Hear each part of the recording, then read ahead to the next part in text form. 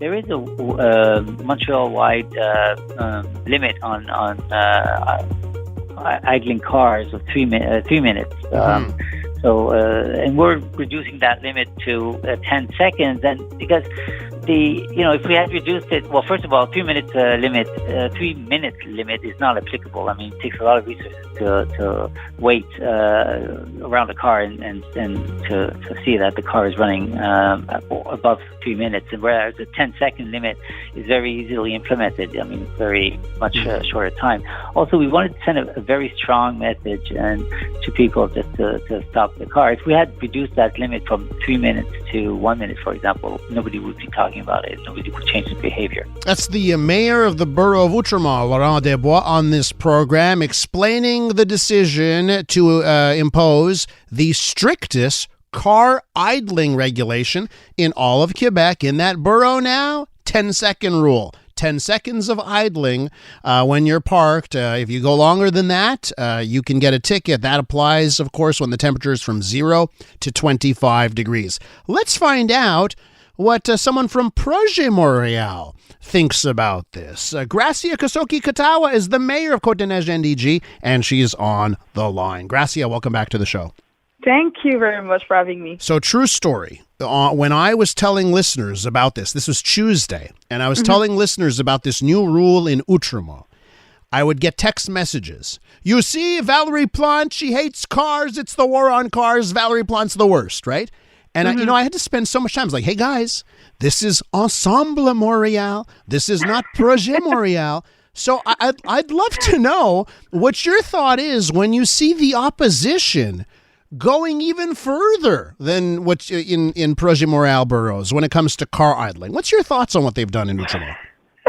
The opposition going further, I don't know. I'm not sure I agree with that. I think that what my colleague Laurent Desbois has done, it's an interesting measure. I think we're going to follow, how they do it and how the people respond to it. But to be really honest, I think the data shows clearly that the best strategies to diminish and lower gas emission, it's anything related to transport and anything related to the emission of big buildings. And that's, for example, because CDN-NDG is something that I've been working on. So we're working to make sure that our buildings are, polluting less. And we are giving people active transportation options and collective transportation options that are more efficient. And I think we are being more ambitious, but that doesn't mean that, what my colleague Laurent Desbois is doing is bad. I think we need to multiply the strategies to make sure that we're able to confront the challenges that we are facing in terms of climate change. Gracia, listen, I'm someone that believes in government, and I can show you all of the online political compasses that I've done in my life, and I just did one last week, and what's my result? Elias, you're a moderate centrist with eclectic views. That's the last test I did, okay? So, I believe in government. There's a role for government, and I believe in visions and that kind of thing, okay?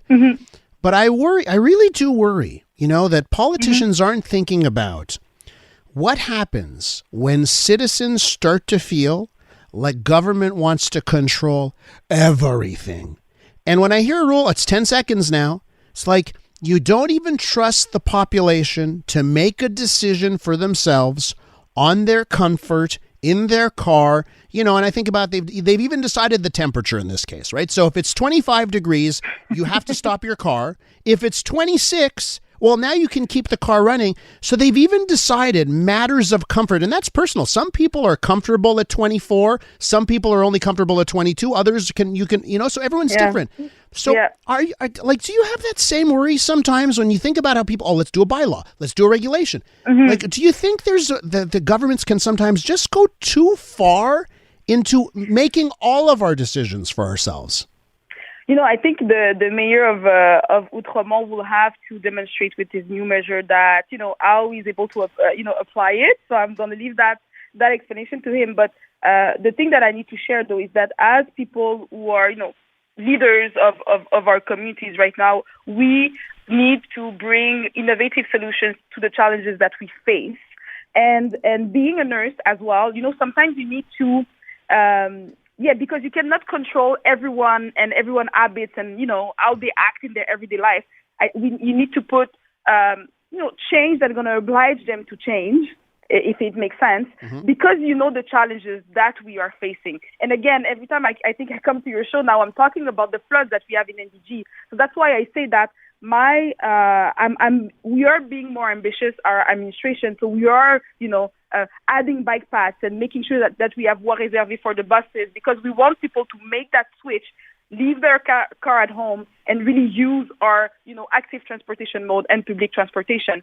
So my point is, I think it's important for us to do structural change that's going to make the people change their habits to really bring the change that we need to see in the society. So I understand sometimes that people feel that we are trying to control their lives, but I think they're going to thank us when they're going to see that we have more and more climate events that are extreme in our daily lives. So I think they're going to understand when they see that more and more, that we need to change our habits as a society in general. Of course. But then people will start doing the calculations about what you're forcing them to do on the corner, of Terrebonne and Madison, when there are 2 billion people in China and in India who are going to get the same standards of living that we are, and they're going to contribute to climate change as well. And how does that work out? You know what I mean? So people are like, oh, geez, do you have to micromanage me when this is a much bigger issue?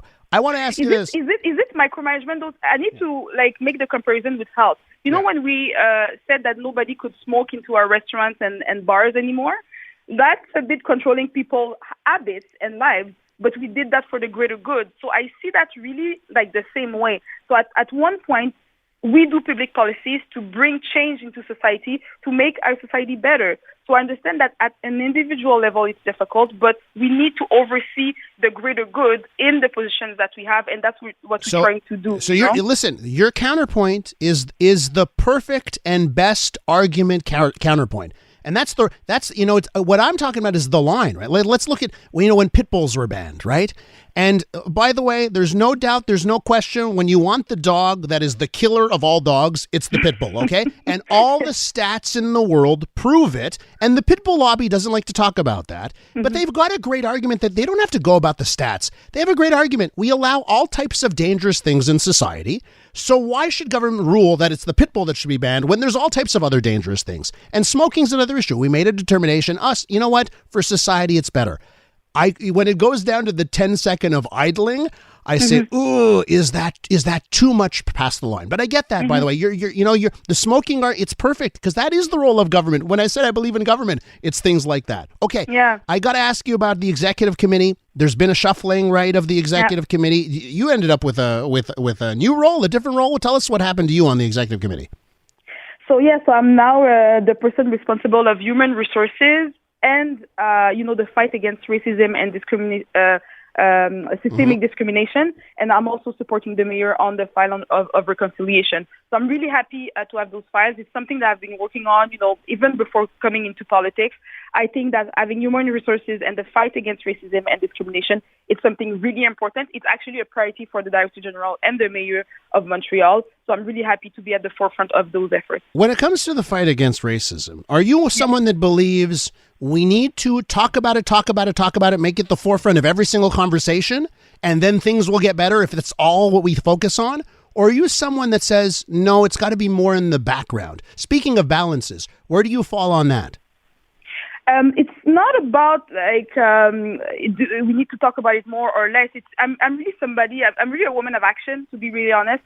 For me, that issue is a transversal issue, and I'm going to be working to go into the different division of the city to make sure that everybody understands why, telling somebody that they look like, insulting someone, a racist insult, it's something that is absolutely unacceptable, and that people understand the impact on people's lives of those type of behavior, and that we don't accept that in Montreal. So it's not about, we need to talk about it if we have to talk about it, and I'm not going to stop talking about it if people still don't understand, but my fight will not be to be at the, every TV show about it. It's going to be to make sure that inside the city of Montreal, for example, and in our city in general, that we identify where there needs to be some change regarding the fight against racism and systemic discrimination, and to change our public policies for that. So I'm really a woman of action, and I'm going to be doing just that. So acting to make sure that everyone in the city and in the administration and in the society understand that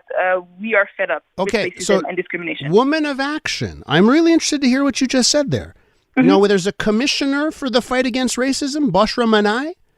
A lot of people have said, and boy, is there ever proof. If you look at her social media activity since October 7th of last year, doesn't seem like she's someone that's there to build bridges, especially if you're from the Jewish community. Boy, and I go back to some of her posts that she's shared and interacted with. Not a good look. You're a woman of action. So is there going to be some action there? Yeah, and honestly, the mayor already answered about that. So, you know, Outremont is a public servant. One thing that I refuse to do is to judge a public servant on the public space. That is not something that I'm going to do. I'm going to continue to work with the public servants like I've always worked here in CDN-NDG. It's going to be the same thing in Central City. So I understand that people are being vocal about the things she's done. I think the mayor said that it was a mistake. So that was said, and there were changes that were made already in the work that she's doing. But that's the only thing I'm going to say about this, because I don't want to judge a public servant on the public space. I think it's not the right thing to do. Oh, doesn't sound like action. I'm just saying. You just said you were the woman of action, and it sounded like I'm taking a pass. That's what it sounded like. No, it's not. It's just that if we want to, build a trust with the public servant, I think it's easy to understand that coming from the mayor of CDN-NDG. If we want to build trust with the public servant, there's some things that needs to stay inside the city of Montreal, the way we manage our public servants. So here's the thing. If Outremont participated in activities on social media and interacted with social media posts that were anti-black, anti-gay, anti-anything other than Jewish, she'd be gone and all over it. So, you just, and by the way, this only came up because you just said, I'm a woman of action. Yeah. I call you out now, because if it was anything other than Jewish, if it was black, I'll say it again, gay, you name the minority. She's not there. She's not there, Gracia. She isn't. I hear you. Okay. Sorry. I'm passionate about this one. I look forward to your action on this dossier, if it's a real fight against all types of racism. Yeah, it is. And for me, like being at the executive committee for the fight against racism and discrimination, so anti-Semitism is a part of it. And I understand, the worries of the Jewish community right now. And I've already said it to my colleagues around the table. Alain Vaillancourt, I say, for me, this will be a priority. And by the way, I just have to point out, it's not just the worries of the Jewish community. It's the worries of people that are fed up with racism and anti-Semitism, because for some reason in this city, anti-Semitism, it's allowed. For some reason, it's been allowed since October 7th. I'm fed up with it. I'm not Jewish, by the way.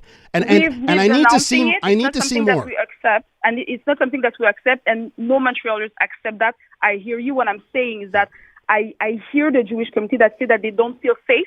I hear that because I'm the mayor of CDN-NDG.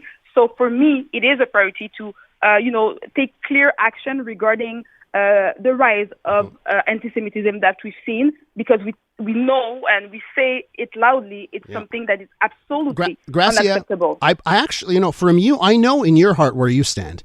Too many people in Projet Montreal.